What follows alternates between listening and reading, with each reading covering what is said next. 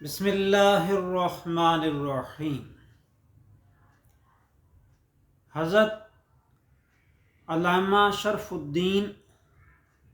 محمد بن سعید بصیری رحمۃ اللہ تعالی علیہ فرماتے ہیں، فَإِنَّ لِي ذِمَّةً مِّنْهُ بِتَسْمِيَتِي، پس بے شک میرے نام کی وجہ سے سرکار دو عالم صلی اللہ علیہ وسلم نے میری شفاعت کا ذمہ لیا ہے۔ فَإِنَّ لِي ذِمَّةً مِّنْهُ بِتَسْمِيَتِي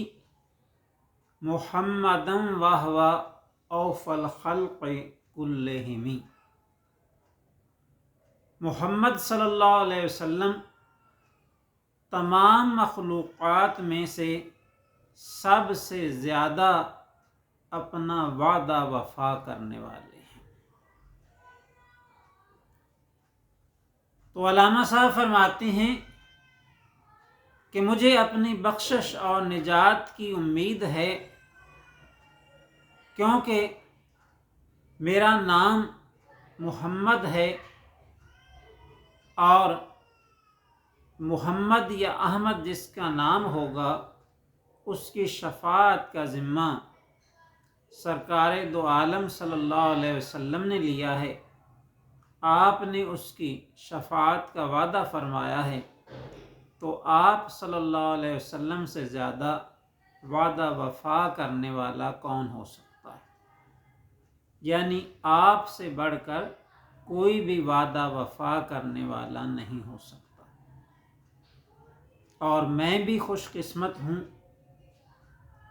کہ میرا نام بھی میرے والد گرامی حضرت مولانا نذیر احمد خان صاحب واجد رحمۃ اللہ علیہ، جن کا آج عرس مبارک ہے،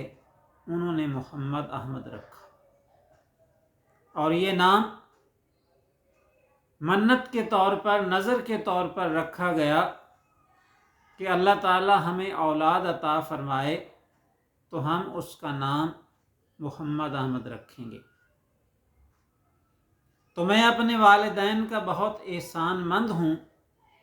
کہ جنہوں نے میرے لیے ان مبارک ناموں کا انتخاب کیا۔ سرکار دو عالم صلی اللہ علیہ وسلم کا ارشاد ہے کہ کوئی شخص جو اپنے بیٹے کا نام محمد رکھتا ہے تو یہ نام رکھنے والے اور اس کے بیٹے دونوں جنتی ہیں۔ یعنی نام مبارک محمد صلی اللہ علیہ وسلم رکھنے کی وجہ سے بیٹا اور باپ دونوں کو جنت کی بشارت دی گئی ہے۔ اسی طرح آپ صلی اللہ علیہ وسلم نے ارشاد فرمایا کہ روز حشر ایک ندا دینے والا یہ ندا دے گا کہ وہ شخص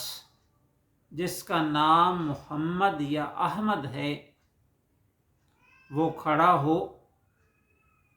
اور سرکار دو عالم صلی اللہ علیہ وسلم کے مبارک نام کی برکت سے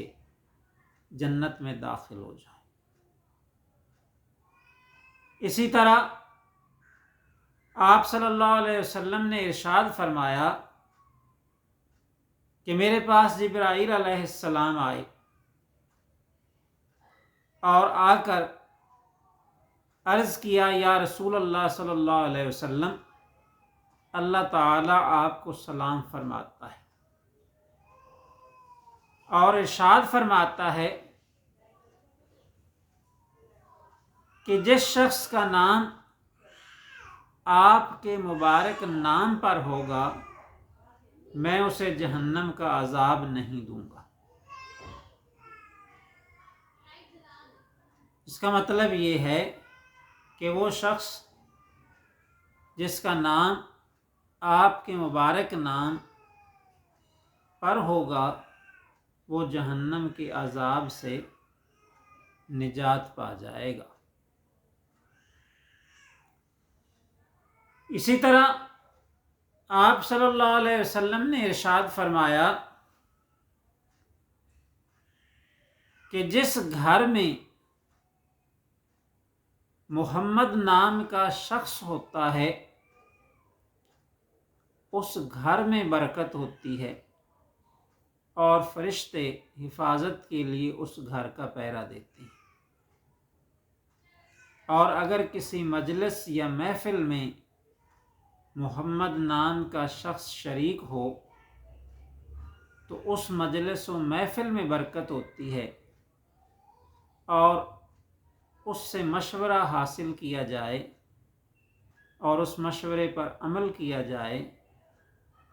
تو اللہ تعالیٰ کامیابیوں کامرانیوں سے نوازتا ہے۔ خیمہ افلاک کا استادہ اسی نام سے ہے۔ علامہ اقبال فرما رہے ہیں کہ آسمان جو بغیر ستونوں کے کھڑا ہوا نظر آتا ہے تو وہ اسی مبارک نام کا صدقہ ہے۔ آپ صلی اللہ علیہ وسلم کے اسم گرامی کے طفیل آسمان بغیر ستون کے کھڑے ہوئے نظر آتے ہیں، اور کئی صدیوں سے کھڑے ہیں۔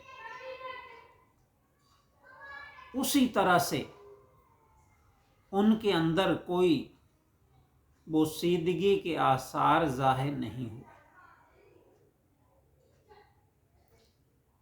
ثم ارجع البصر کرتین ینقلب الیک البصر خاسئا وہو حسیر۔ اللہ تعالیٰ نے فرمایا کہ پھر نظر اٹھا کر دیکھ دوبارہ، تمہیں اللہ تعالیٰ کی بناوٹ میں آسمانوں میں کوئی رخنہ نظر نہیں آئے گا، کوئی نقص نظر نہیں آئے گا، بلکہ نقص تلاش کرنے کی کوشش میں تمہاری نظر تھک کے واپس تمہارے پاس آ جائے گی، لیکن تمہیں اس میں کوئی رخنہ نظر نہیں آئے گا۔ تو علامہ اقبال فرماتے ہیں کہ خیمہ افلاک کا استادہ اسی نام سے ہے، یعنی آسمان اسی مبارک نام کی برکت سے کھڑے ہیں، نبض ہستی تپش آمادہ اسی نام سے ہے، اور کائنات میں جو زندگی کی لہر دوڑ رہی ہے وہ بھی اسی مبارک نام کی وجہ سے ہے۔ اللہ تعالیٰ نے حضرت عیسیٰ علیہ السلام کو وحی فرمائی،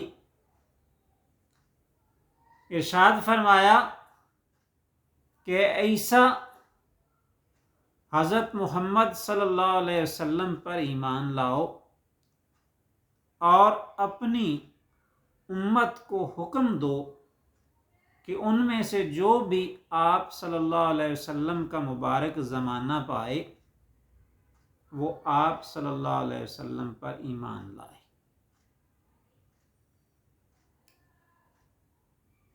اور آپ صلی اللہ علیہ وسلم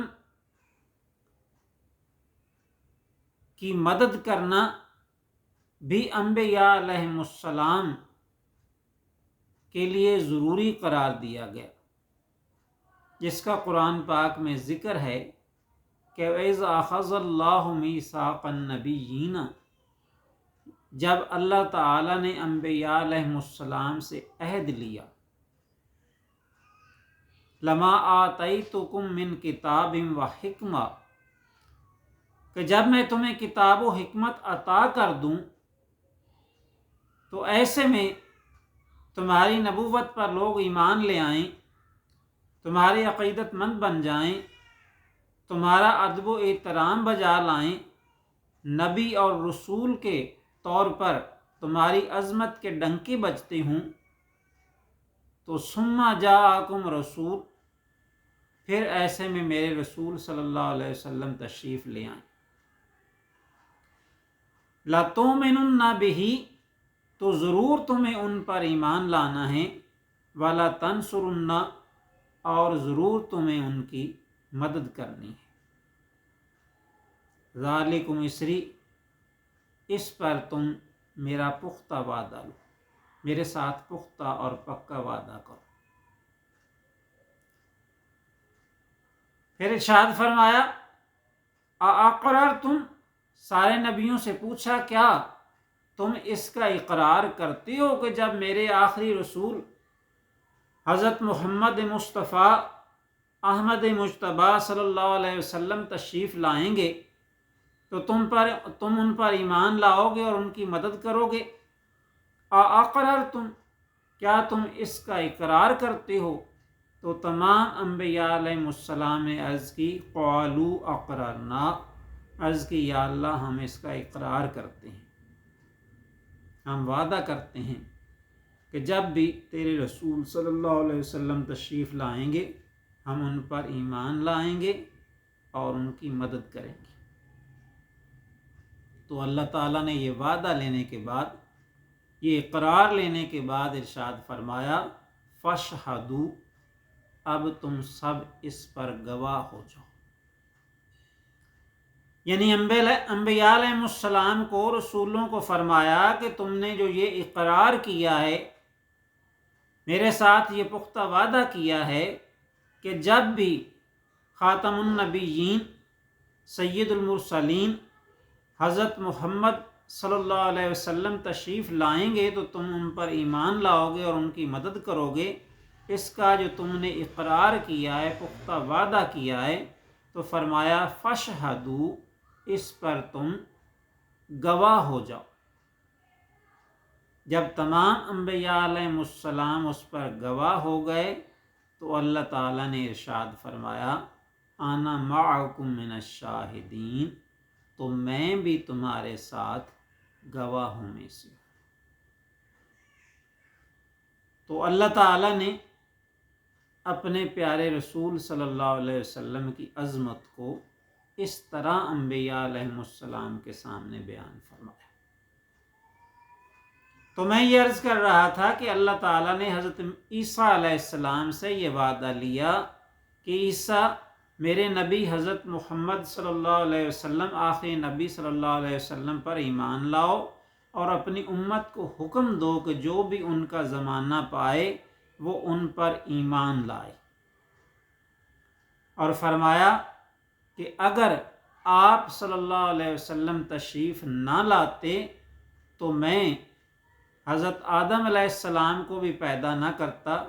جنت و دوزخ کو بھی پیدا نہ کرتا. اور فرمایا جب میں نے پانی پر اپنا عرش بنایا تو اس میں لرزش تھی، تو پھر میں نے اس کے اوپر لکھوایا لا الہ الا اللہ محمد الرسول اللہ صلی اللہ علیہ وآلہ وسلم، تو اس کو قرار آ گیا. تو اسی لیے علامہ اقبال نے فرمایا کہ خیمہ افلاک کا استادہ اسی نام سے ہے، نبض ہستی تپش آمادہ اسی نام سے ہے. یعنی کائنات کا وجود اس مبارک نام اور اس مبارک ہستی کی وجہ سے ہے، اور کائنات میں جو زندگی کی لہر دوڑ رہی ہے وہ بھی اسی مبارک نام کی وجہ سے ہے. حضرت علامہ مولانا نذیر احمد خان صاحب واجد رحمۃ اللہ علیہ آپ فرمایا کرتے تھے کہ یہ مبارک نام ایسا ہے جس کی وجہ سے دعائیں قبول ہوتی ہیں، حاجتیں پوری ہوتی ہیں، بیماروں کو شفا ملتی ہے، تنگ دستوں کی تنگ دستیاں دور ہوتی ہیں، اور کفار کے خلاف فتوحات حاصل ہوتی ہیں. اس لیے اس مبارک نام کو نہایت ادب سے لینے سے اور بار بار لینے سے بے شمار برکات حاصل ہوتی ہیں. حضرت سلطان محمود غزنوی رحمۃ اللہ علیہ جو بہت بڑے فاتح تھے، سومناتھ کے مندر کو انہوں نے فتح کیا اور وہاں رکھے ہوئے سب سے بڑے بت کو پاش پاش کیا، اس کو ٹکڑے ٹکڑے کیا اور مختلف مساجد کے سامنے اس بت کے ٹکڑوں کو پاؤں والی جگہ پر باہر دفن کروایا تاکہ نمازیوں کے پاؤں اس کے اوپر آئیں اور لوگوں کو یقین ہو جائے کہ آج جو پاؤں کی ٹھوکروں میں پڑا ہے وہ خدا نہیں ہو سکتا۔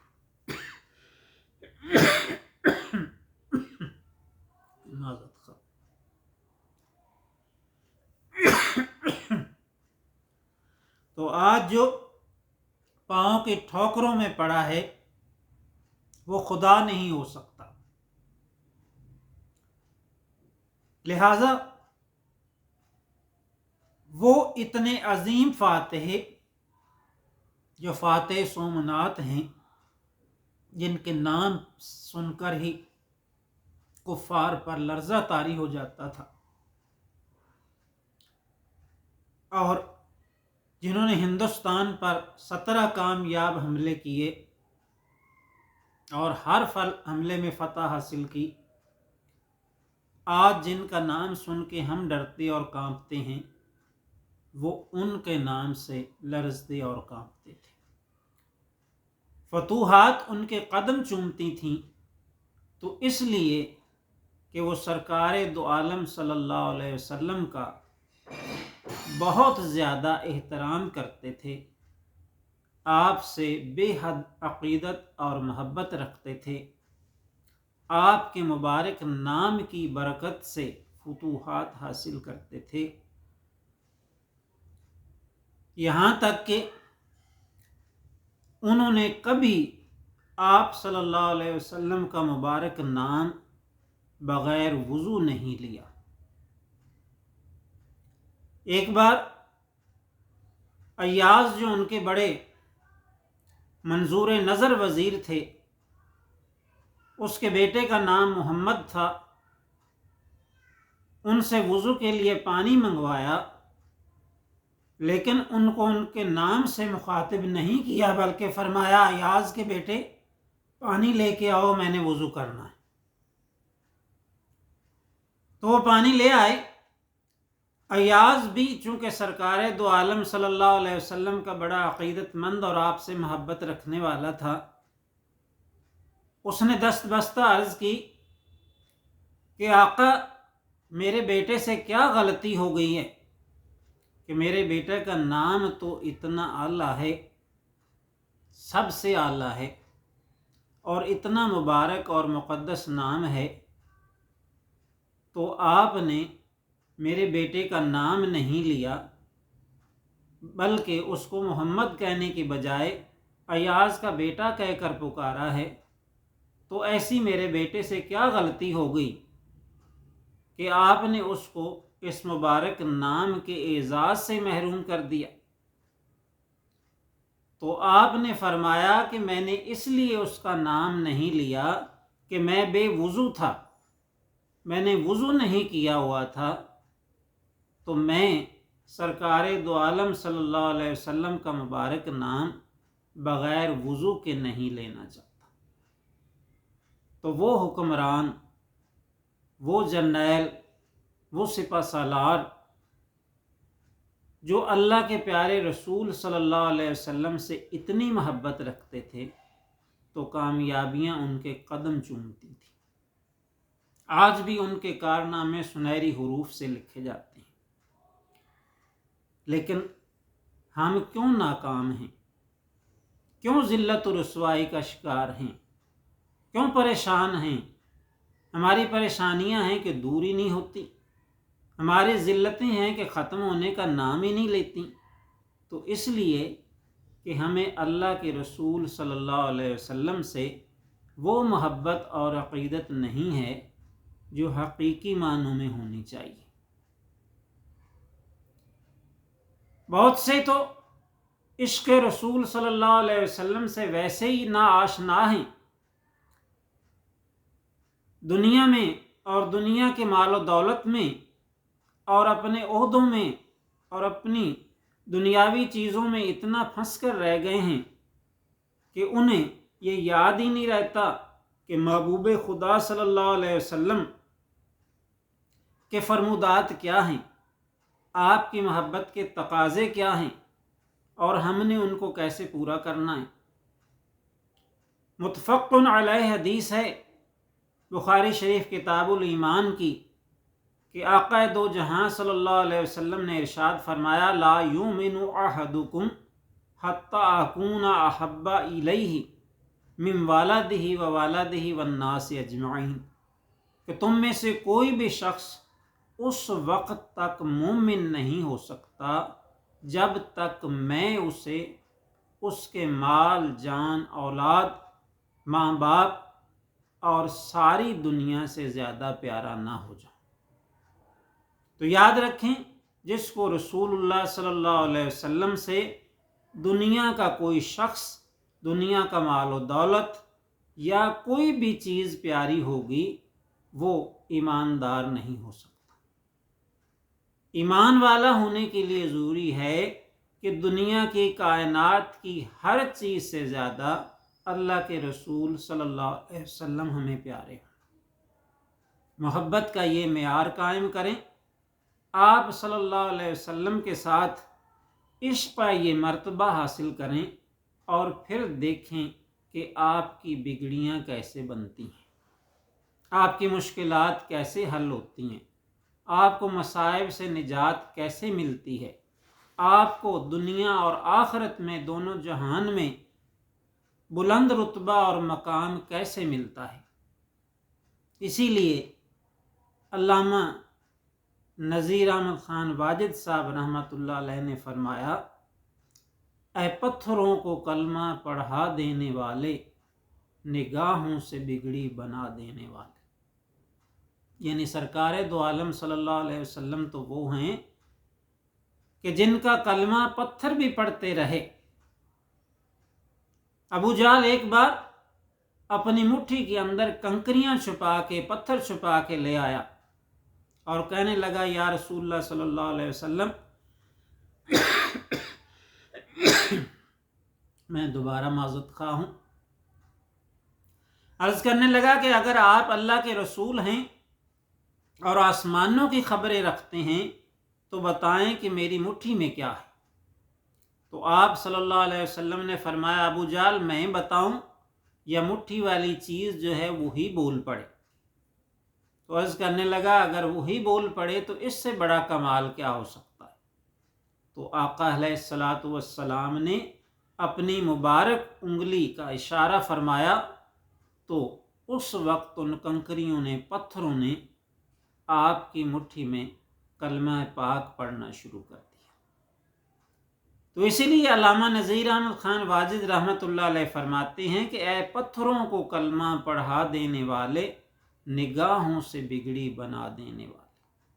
یعنی آپ صلی اللہ علیہ وسلم نے پتھروں کو کلمہ پڑھایا اور جس پر نظر کرم فرمائی اس کی بگڑی بنا دی، اس کو ذرے سے آفتاب بنا دیا، اسے کافر سے مومن بنا دیا اور مومن سے خدا والا بنا دیا، بلکہ خدا سے ملا دیا۔ اے پتھروں کو کلمہ پڑھا دینے والے، نگاہوں سے بگڑی بنا دینے والے، ادھر بھی نظر کر دے کملی کے صدقے۔ آمین۔ یا رسول اللہ صلی اللہ علیہ وسلم ہمارے اوپر بھی ایک نظر کرم فرما دے، ادھر بھی نظر کر دے کملی کے صدقے، تیرے در پہ واجد کنگال آ گیا۔